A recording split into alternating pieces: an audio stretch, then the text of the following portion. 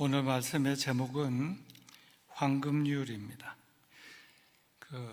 마태복음 7장 12절만 딱 나누어서 그 앞부분에 황금률이라고 되어 있지는 않습니다. 지금 이 내용은 7절부터 이어지는 가운데 12절이 맨 끝부분에 있는 내용입니다. 하지만 대부분이 이 12절 한 절 말씀을 황금률이다 이렇게 얘기하는 데 대해서는 크게 이론이 없습니다. 코로나가 길어지고 있는 가운데 제가 이제 요즘 들어서 이 12절 황금률에 대해서 한번 설교를 꼭 해야 되겠다 하는 생각을 갖게 되었습니다. 그래서 이제 오늘 설교를 하게 되었는데요. 황금률이라고 하는 것은 여러 가지 제목에 대해서 해석을 이렇게 합니다. 황금과 같은 율법이다. 황금율법. 황금과 같은 율법이다. 또 황금과 같은 말씀이다. 그런가 하면 또 이 앞에다가 황금과 같은 비율이다. 이렇게 하는 것도 있습니다. 황금 비율은 이제 건축학에서 황금 비율이라고 하는 것을 쓰지요. 안정적인 것, 삼각형, 정삼각형, 사각형, 육각형 이런 걸 황금 비율이라 그러죠. 황금과 같은 비율입니다. 가장 안정적인. 근데 지금 이 황금률은 황금 비율을 말하는 것이 아닙니다. 황금과 같은 은혜로운 말씀이다. 이렇게 기본적으로 이해하면 되겠습니다.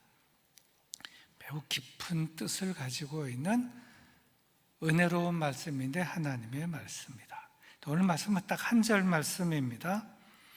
그러므로 무엇이든지 남에게 대접을 받고자 하는 대로 너희도 남을 대접하라. 이것이 율법이요 선지자니라.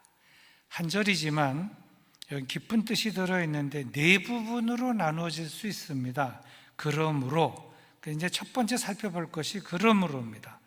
두 번째 살펴볼 것이 무엇이든지 남에게 대접을 받고자 하는 대로 또 두 번째 살펴보고 세 번째 너희도 남을 대접하라. 그리고 이제 세 번째로 살펴보고 마지막 네 번째로 이것이 율법이요 선지자니라. 이렇게 해서 네 부분으로 살펴보면서 은혜를 나누려고 합니다. 맨 먼저 그러므로 하는 것입니다. 그러므로 이 말씀 가운데 시작하는 것이 그러므로입니다. 이 그러므로가 없었으면, 그러므로라는 이 접속사가 없었으면 무엇이든지 남에게 대접을 받고자 하는 대로 너희도 남을 대접하라. 대접하라라고 하는 것, 대접을 받고자 하는 대로 남을 대접하라, 이 말씀이구나 하는 것으로 우리가 이해가 됩니다. 하지만 이 앞부분에 그러므로라고 하는 것이 있기 때문에 그러므로는 여러분 그러므로가 무엇입니까? 이 12절 앞부분에 있는 내용을 쭉 이해를 해야 그러므로 이제 이 내용이 나타났다는 걸 이해할 수가 있겠죠. 그러면 이 그러므로 앞부분의 내용이 무엇인가? 마태복음 7장 7절부터 11절까지입니다. 마태복음 7장 7절부터 11절까지는 아주 유명한 무슨 내용이에요? 기도에 관한 내용입니다. 구하라, 그러면 너에게 주실 것이요. 찾으라, 그러면 찾아질 것이요. 문을 두드리라, 그러면 너에게 열려질 것이니 구하는 자마다, 찾는 자마다, 두드리는 자마다 그 응답을 받을 것이니라. 누가 또 하나님께 간절히 간구하는데 생선을 달라 그러는데 전갈을 주며 쭉 그런 내용이 쭉 7절부터 11절까지 내용이 있는데 지금 이 내용은 무슨 내용인가 하면 마태복음 5장, 6장, 7장을 가리켜서 뭐라고 합니까? 산상수훈이라고 하지요. 산상수훈입니다. 산상수훈의 마지막 결론입니다. 결론. 7장은 결론 부분의 내용이에요. 이제 예수님께서 기도를 말씀하시고 기도 부분의 결론을 지금 말씀하고 있는 것입니다. 말하자면 예수님을 믿고 믿음 안에 사는 삶이 무엇인가, 여러 가지 내용을 쭉 말씀하셨어요. 제자들에게 쭉 이것저것 많이 말씀하셨습니다. 그리고 나서 거의 결론적으로 하신 말씀이 12절입니다. 남에게 대접을 받고자 하는 대로 남을 대접하는 삶을 살아야 한다 하는 그 말씀을 한 것입니다. 근데 이것은 신앙의 윤리에 대한 말씀이 되겠습니다.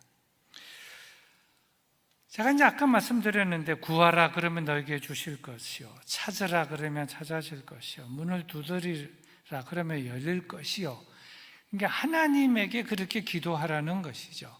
그렇게 해서 그 응답을 받았습니다.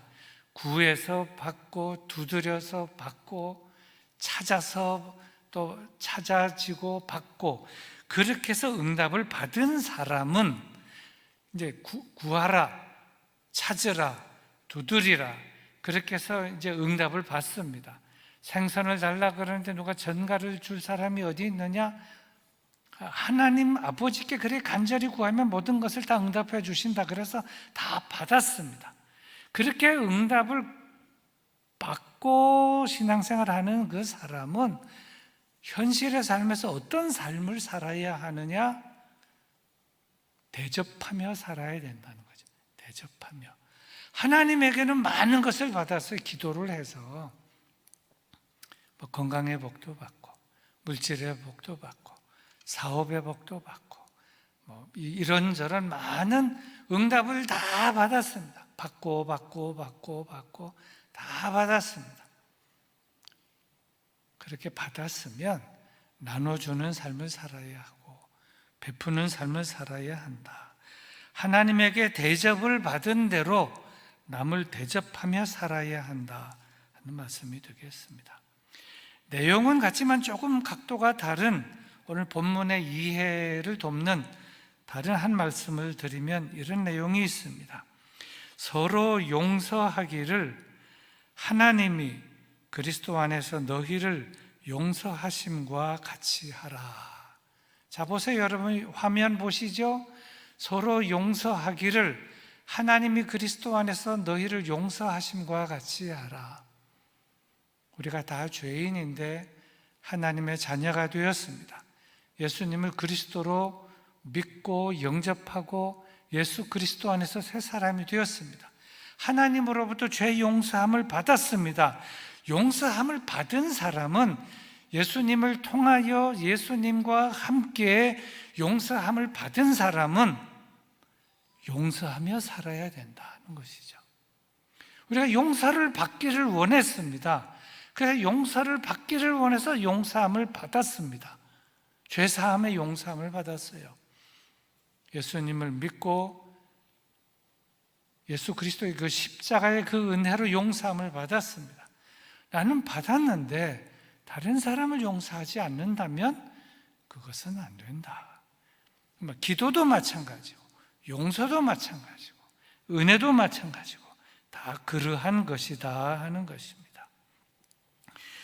이제 그러므로라고 하는 이 맨 처음에 그러므로 무엇이든지 이렇게 되었는데 그러므로를 먼저 해석을 했습니다. 그럼 그 다음 부분 두 번째 내용을 살펴보겠습니다. 무엇이든지 남에게 대접을 받고자 하는 대로, 무엇이든지 남에게 대접을 받고자 하는 대로. 자, 여기서 무엇이든지 남에게 대접을 받고자 하는 것, 남에게 대접을 받고자 하는 것, 이것이 무엇입니까?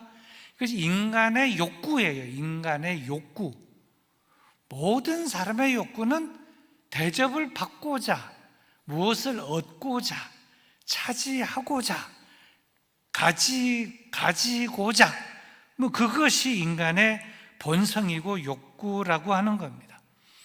남에게 주고자 하는 본성보다는 갖고 싶은 욕구, 얻고 싶은 욕구, 차지하고 싶은 욕구가 인간의 본성입니다. 사람들 가운데 보면 얻고 받고 차지하는 것보다 남을 베풀기를 좋아하는 사람들이 덜어 있습니다.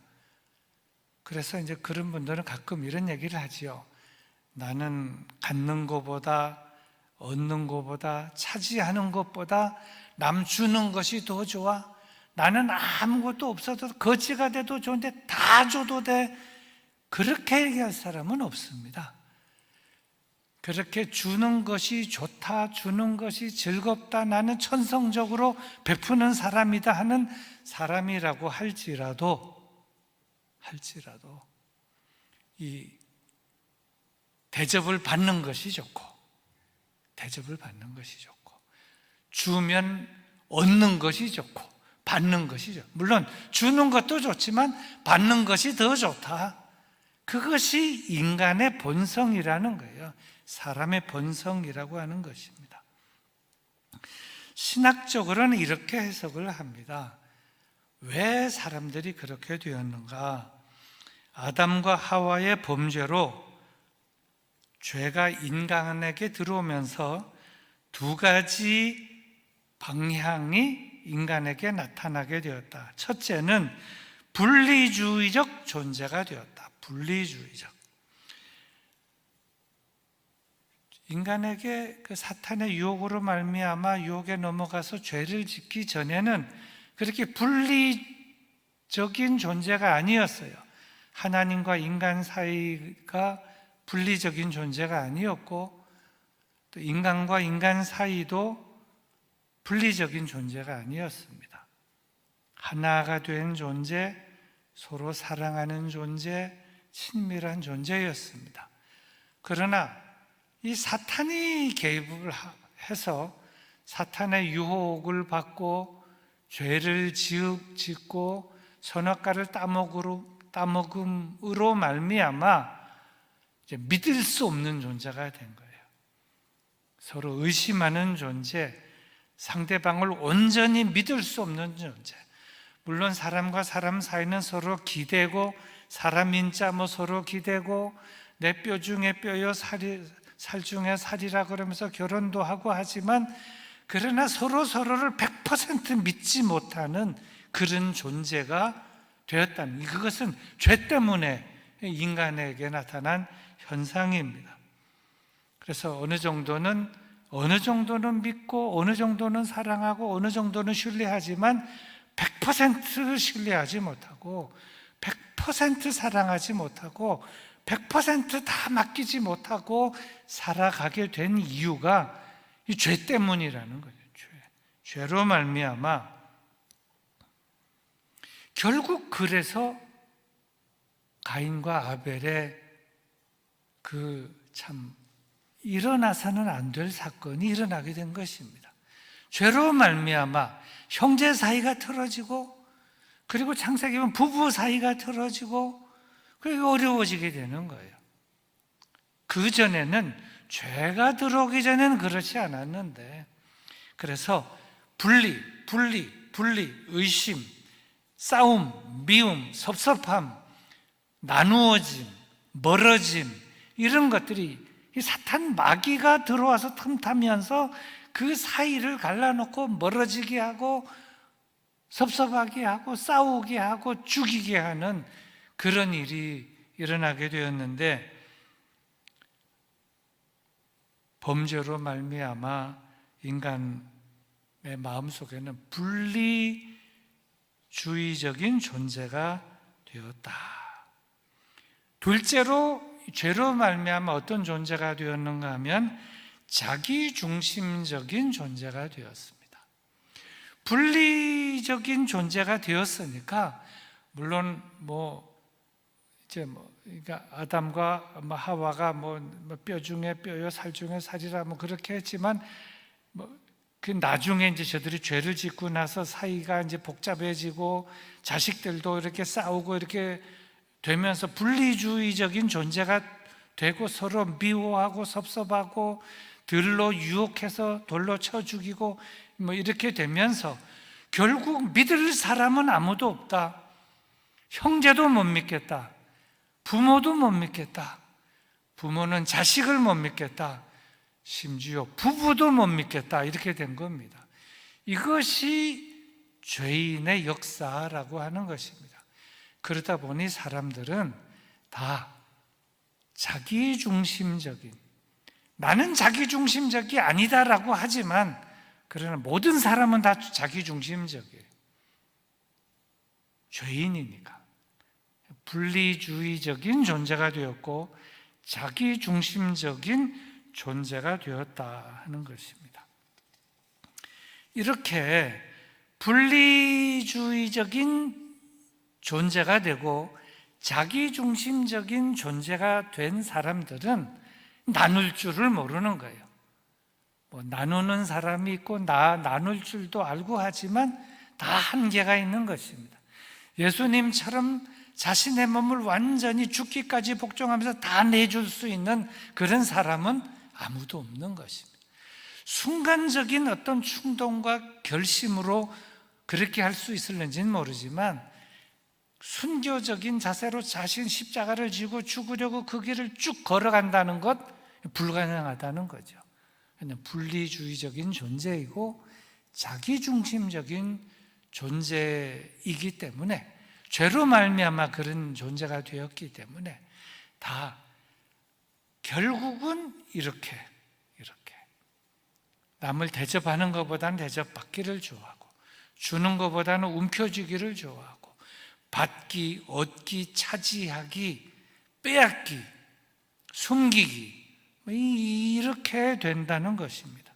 이러한 사람들에게 예수님께서 말씀하시는 겁니다. 그러므로 하나님께 기도하고 구하라, 찾으라, 두드리라. 그래서 하나님은 좋으신 하나님께서 하늘에 그 보고를 열어서 구하는 모든 것들에 응답을 다 주시고 차고 넘치게 응답을 해주셔서 받게 된 이런 그리스도인들은 대접하며 살아야 된다. 분리주의적이고 자기중심적인 그런 존재였지만 이제 하나님의 백성이 되고 그리스도인이 되었기 때문에 의도적으로 신앙적으로 그렇게 사는 것이 신앙 그리스도인의 윤리적인 삶이다 하는 것입니다. 그러므로 무엇이든지 남에게 대접을 받고자 하는 대로 그러면서 그 다음에 하신 말씀이 아주 중요한 말씀입니다. 파격적인 말씀입니다.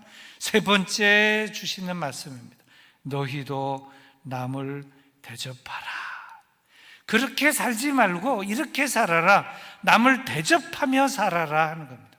대접하며 살아라. 이 대접하며 사는 것도 보면 이 대접을 하는 여러분 이거 자칫 잘못하면 오해가 될 수 있는데 진심으로 남을 대접하기를 좋아하는 사람이 있습니다. 하지만 대접을 하면서 은근슬쩍 자기 집을 자랑하고 자기 집이 크다, 거실도 크다, 냉장고도 이만한 게 있다, 이게 주방 도구도 많이 있다, 나는 요리를 잘한다 이래서 대접을 하면서 슬쩍 과시도 하고 자랑도 하는 그러면서 이렇게 대접하는 사람들이 꽤 많아요. 대접은 합니다만은 대접하고 대접받으러 갔다가 속상해서 오는 사람들이 있어요. 대접을 하는 줄 알았는데 완전 제 자랑하고 있네. 집 자랑하고 있고 거실 자랑하고 있고 수많은 그릇 많은 거 자랑하고 있고 자기 요리 실력 자랑하고 있고 그러면 요만큼 얻어먹고 그냥 이걸 보고 왔다는 거예요. 이 얻어먹는 것보다 주는 것이 사실은 더 어려운데 진실로 그 마음 속에서 대접하고자 하는 그런 마음에서 대접한다는 것, 이것이 그리스도인의 진정한 윤리이다. 그리스도인으로서 이 참 어려운 것이지만 보면 알아요. 저 사람이 진심으로 우리를 사랑해서 대접하려고 하는 거구나. 대접을 한다고 초대했지만은 이거 완전히 이거는 쇼로구나. 제 자랑하고 자기 집 자랑하고 그릇 자랑하려고 우리를 불러놓고 떠버리는구나. 이게 알게 되는 거죠. 남을 대접하라. 남을 대접하라. 그런데 이제 여기 보면 무엇이든지라고 했어요. 무엇이든지 남에게 대접을 받고자. 근데 무엇인지 남에게 대접을 받고자 하는 대로라고 했을 때 그 무엇이든지라고 하는 그 무엇에는 진짜 무엇이든지 거기 다 들어있는 거예요. 먹을 것을 대접을 받고자 하는 사람은 먼저 먹을 것을 남에게 대접을 하고 다른 여러 가지도 다 여기 포함되는 겁니다. 이제 사람들은 다 분리주의적인 사고를 죄 때문에 그리고 자기중심적인 사고를 가지고 살아가는데 그러면서도 그리스도인으로서 어떻게 바른 윤리적인 삶을 살아야 하겠나 했을 때 예수님의 말씀 산상수훈의 결론입니다. 너희가 마음에 저 사람에게 무엇을 받고자 하는 것이 있으면 기다리지 말고 내가 먼저 그것을 주라, 그것을 실천하라, 그것을 대접하라. 왜 저 사람은 나한테 인사를 안 하나? 왜 나한테 친절하게 안 하나? 그러지 말고 인사를 받기를 원하면 네가 먼저 인사를 하고 친절을 받기를 원하면 네가 먼저 친절을 하고 그러면 된다는 것이죠. 그렇게 대접을 받기를 원하면 내가 먼저 그것을 실천하라 하는 그런 말씀입니다. 예수님께서는 이미 산상수훈에서 이런 말씀을 하셨습니다. 비판을 받지 않으려면 남을 비판하지 말라.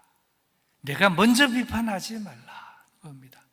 나는 비판을 받고 싶지 않다. 그러면 남을 비판하지 말라는 겁니다. 근데 어떤 사람들을 보면 참 예리해요. 요건 잘못했고 뭐 어떻고 칼질도 잘하고 비판을 잘합니다. 근데 그 사람에게 뭐라고 비판하면 수용도 안 하고 아주 화를 내고 그래요. 왜 네가 나를 비판하냐? 그러니까 비판하는 사람은 남은 자기는 비판해도 되고 그 사람은 다른 사람은 그를 비판하면 안 되는 거예요. 그는 항상 자기가 옳다고 생각하는 그런 사람이죠. 근데 그건 안 된다는 거죠. 모든 사람은 다 죄인이고 오류가 있는데 비판을 받기를 나는 비판받고 싶지 않다. 그럼 비판하지 말고 살아라는 거죠. 비판하지 말고 살아라. 그것이 예수님의 말씀입니다. 비판을 받지 않으려면 남을 비판하지 말라. 네가 남을 비판했다면 비판하면 비판을 받을 줄 알아라 하는 것입니다. 참 이미 예수님께서 말씀을 비슷비슷한 말씀을 다 하셨습니다. 그리고 이제 오늘 이 황금률의 맨 마지막 네 번째는 이것입니다. 이것이 율법이요 선지자니라. 이것이 이 전체 내용이 그러므로 남에게 대접을 받고자 하는 대로 남을 대접하라. 이것이 율법이요 선지자니라. 율법이요 선지자가 뭐냐? 율법이요 선지자. 구약 성경을 말씀을 하고 있습니다. 구약의 말씀입니다. 율법과 선지자는 이렇게 해석을 합니다. 이미 예수님께서도 여러 번 말씀을 하셨어요. 모세오경은 율법서라 그럽니다. 모세오경, 율법. 모세오경은 율법이고 모세오경 외에 창출, 레민신, 모세오경 외에 나머지 구약성경 전체를 뭐라고 하는가 하면 선지라고 얘기를 했습니다. 일반적으로. 그러니까 율법과 선지, 율법과 선지자라고 했을 때 모세오경과 나머지 구약. 그러면 지금 예수님 시대에는 신약 성경이 아직 등장하지 않았던 때입니다. 구약의 말씀밖에 없어요. 그런데 율법과 선지, 율법과 선지자. 즉 이것이 구약의 말씀이다 하는 것입니다. 근데 구약의 말씀에 요지가 무엇이냐? 구약의 말씀의 요지가 무엇이냐? 그것이 바로 이것이다 하는 겁니다. 오늘 이 말씀을 보면, 자, 개역개정 오늘 이 말씀은 이렇게 되어 있습니다. 그러므로 무엇이든지 남에게 대접을 받고자 하는 대로 너희도 남을 대접하라. 이것이 율법이요 선지자니라. 오늘 본문 말씀 이렇게 되어 있어요. 새번역 성경은 이렇게 되어 있습니다. 조금 더 자세히 되어 있어요. 그러므로 너희는 무엇이든지 남에게 대접을 받고자 하는 대로 너희도 남을 대접하라. 이것이 율법과 예언서의 본뜻이다. 본뜻이다. 즉 구약의 본뜻이다. 율법과 예언서의 본뜻이다. 이것이 새번역 성경에 있는 내용입니다. 현대인의 성경은 좀 더 이렇게 되어 있습니다. 좀 더 각도가 다르지만, 그러므로 무엇이든지 너희가 남에게 대접을 받고 싶거든 먼저 남을 대접하여라. 이것이 곧 율법과 예언자들의 가르침이다. 가르침이다. 말하자면 이것이 율법이요 선지자니라. 이것이 율법과 예언서의 본뜻이다. 이것이 곧 율법과 예언자들의 가르침이다. 이것입니다.